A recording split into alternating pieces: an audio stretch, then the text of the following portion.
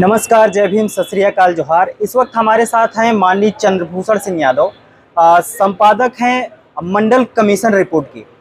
Sir, अभी जिस तरीके से देखा जा रहा है, देवरिया का प्रकरण जिस तरीके से सामने आया है और ब्राह्मणवादी लोगों के द्वारा जिस तरीके से उसको जातिवाद की तरफ मोड़ने का काम किया जा रहा है, एक तरफा तूल पकड़ाने का काम किया जा रहा है, इसको आप किस तरीके से? देखिए, क्योंकि ब्राह्मण समाज चालाक वर्ग है और उसके पास ज़बान भी है, मीडिया भी है और सत्ता भी है, तो इसलिए वो लोग, और ये पुरातन समय से ही उनकी ये चालाकी है कि अपनी बात को उन्होंने, जैसे हमारे पुरखों को उन्होंने राक्षस बना दिया, हमारे पुरखों को उन्होंने दानव बना दिया, असुर बना दिया।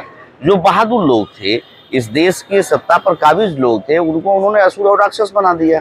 और जो धोखेबाज और चालाक लोग थे, कुटिल लोग थे, उन्होंने भगवान बना दिया, किसी को इंद्र कह दिया, किसी को विष्णु कह दिया। तो वो तो चालाक लोग हैं। तो चालाक लोग हमेशा अपनी चालाकी किए हैं। आज देवरिया के मामले में भी प्रेमचंद यादव उस गांव के प्रधान रहे, जिला पंचायत सदस्य रहे, और प्रेमचंद यादव ने जो सत्यप्रकाश दुबे हैं, उनका भाई साधु दुबे, वो बाहर से कमा कर आया और जब अपना झोला और बैग लेकर अपने घर पहुंचा तो सत्यप्रकाश दुबे की पत्नी ने घर से भगा दिया।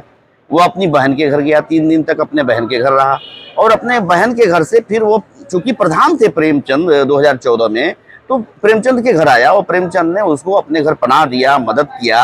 और फिर जब अपना भाई अपनी भौजाई ने अपमानित किया और उसने सुन लिया कि एक भाई को जहर देके मार दिया, 36 बीघा जमीन थी, 36 बीघे में एक भाई को जहर देके मार दिया।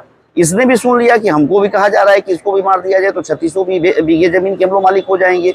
तो ये प्रेमचंद यादव के वहां रहना शुरू किया और प्रेमचंद यादव ने उस समय में जो भी जितने लाख रुपए स्टैंप में लिखे गए हैं, उतने लाख रुपए अभी गुजरात से उसे इंटरव्यू अखबार वालों ने लिया और उसने कहा कि हाँ, हमको पैसा दिया गया और हमने कुछ पैसे खर्च कर दिया, कुछ पैसे हम उनके घर अब रहने लगे, परिवार के सदस्य की तरह हो गए। तो जब वो जिला पंचायत का चुनाव लड़े तो मैंने उनको मदद में भी कुछ रुपए, उन्हीं के दिए हुए पैसों को हमने मदद में भी दिया।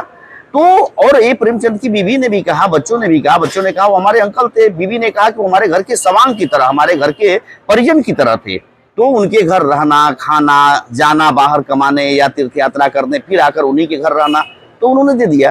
तो एक मुकदमा नहीं, प्रेमचंद यादव सत्यप्रकाश दुबे के भाई को सम्मान पूर्वक अपने घर रखते थे और ऐसे में अब मेरी संपत्ति है और मैं आपको अगर देना चाहूं तो मेरे भाई को और मेरे परिजनों को उससे क्या आपत्ति हो सकती है?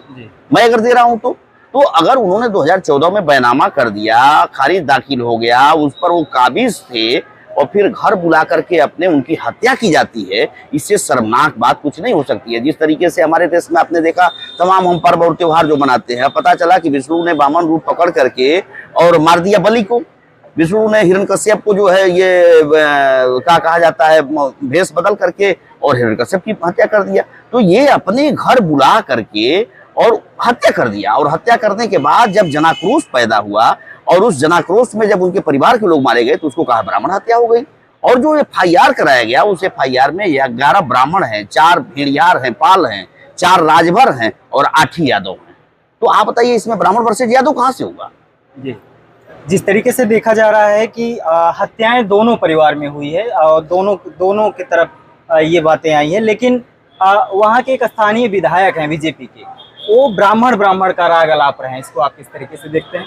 देखिए, हत्याएं दोनों तरफ से हुई हैं। एक हत्या इस देश के अंदर, देश की आज़ादी के बाद गांधी की एक ब्राह्मण ने किया, लेकिन आपने देखा कि पूरे देश में कहीं ब्राह्मण नहीं मारा गया, कोई प्रतिक्रिया नहीं हुई। गांधी के मरने पर इस देश के अंदर ब्राह्मणों की हत्या नहीं हुई, लेकिन इंदिरा गांधी की हत्या हुई तो इस देश भर के सिख मारे गए। गोधरा में एक बोगी में कुछ हिंदू तथा कथित मारे गए तो पूरे देश के मुसलमानों को जलाया गया। तो इस देश में प्रतिक्रिया भी जाति देख के होती है और ये पहला अवसर है जब प्रतिक्रिया एक यादव की हत्या हुई और पूरे गांव के लोगों ने मिलकर ब्राह्मणों को मारा। ये मैं समझता हूं कि ये सामूहिक रूप से 5 ब्राह्मणों की हत्या, ये एक ऐसी प्रतिक्रिया है जिसकी उम्मीद उनको कभी नहीं रही।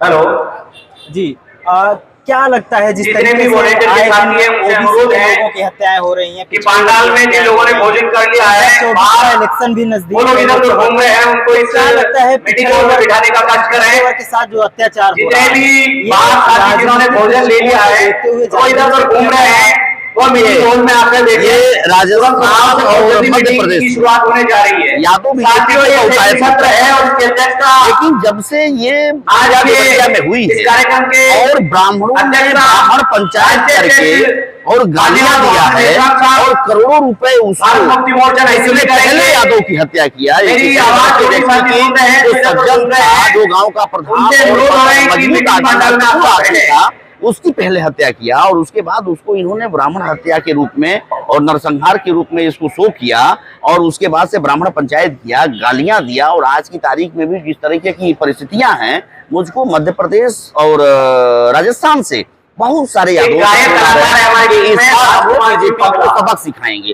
तो ये चीजें देखिए, जब उनसे निवेदन है कि आवश्यकता से जब दबाएंगे तो वो चलेगा, पर उनका क्रिया के विपरीत प्रतिक्रिया का जो तो आज जो ये चीजें भाजपा की सरकार में आने के बाद जो बड़ी जातियों के द्वारा जो ज्यादती हो रही है पूरे देश के अंदर, वो निश्चित तौर पे एक दिन ज्वालामुखी बनेगा और इसका दुष्परिणाम बीजेपी को भोगना पड़ेगा। जी, दूसरे जितने भी साथी है जिन्होंने भोजन कर लिया है, चंद्रभूषण सिंह यादव उधर खड़े हैं बाहर में, उनसे अनुरोध है कि आगे चेयर खाली है, आप क्या आगे अपना स्थान ग्रहण करें ताकि इस कार्यक्रम की शुरुआत की जा सके। इस मामले को आज की करने का काम किया जा रहा है, लेकिन जो मामला है